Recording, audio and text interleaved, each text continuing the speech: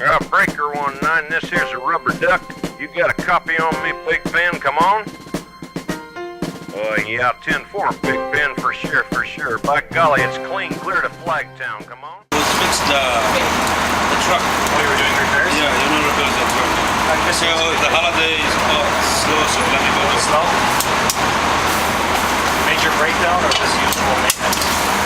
It's a lot of stuff.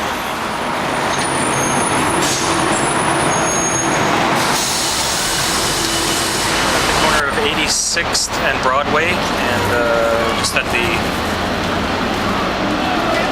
falafel truck. It's really good. So we're excited. This is our second time here, but they were away that day getting some truck repairs done. So we'll try our falafels.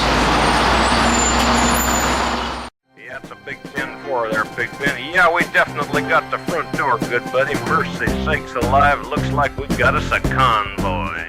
My sinuses, mercy sakes, you better back off another 10.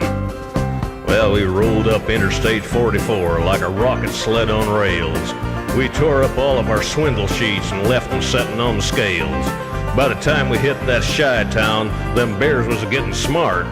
They'd brought up some reinforcements from the Illinois National Guard.